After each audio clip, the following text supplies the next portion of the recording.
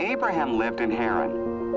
Abraham, God said, I want you to leave Haran and go to another land. God didn't tell Abraham where that was. Trust me, God said.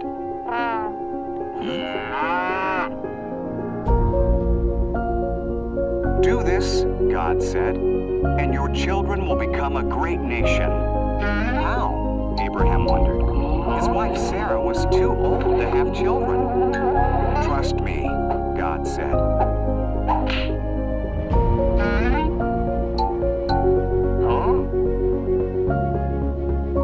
Go where I tell you, God said, and you will have more descendants than there are stars in the sky.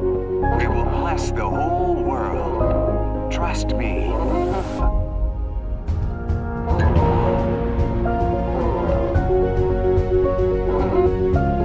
So Abraham trusted God.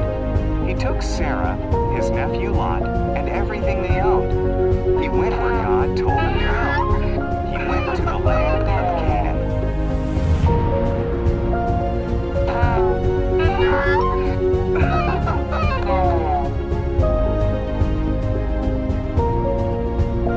When he arrived, Abraham camped at Shechem.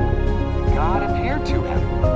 I will give this land to you and your children, God said. Abraham built an altar to God there.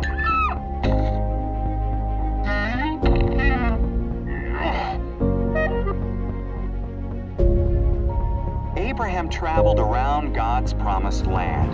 He was glad that he had trusted God. So he built another altar and gave thanks to God for all he had been promised.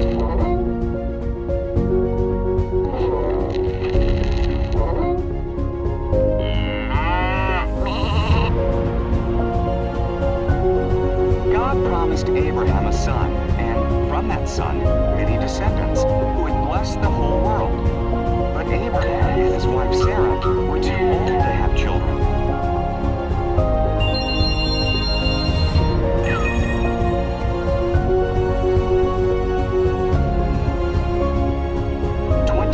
Went by.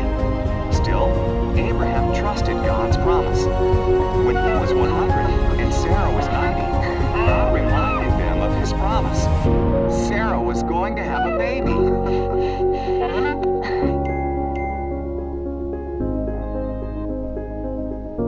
When their son was born, Sarah was so joyful that she laughed.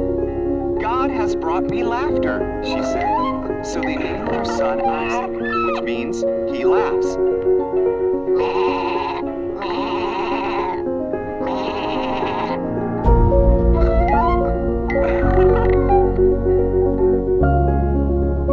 When Isaac was a boy, God tested Abraham by telling him to take Isaac to Mount Moriah and kill him as a sacrifice to God. Abraham was confused, but still he trusted God.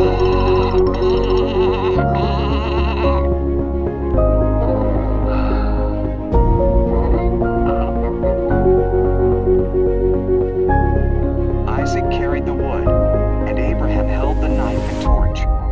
Together they climbed the mountain. "Where is the lamb for the sacrifice?" asked Isaac. "God will provide it," Abraham replied.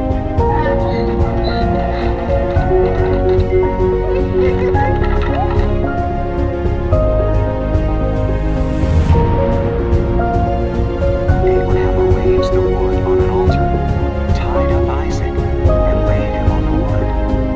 As he raised the knife to kill Isaac, an angel called his name, Abraham.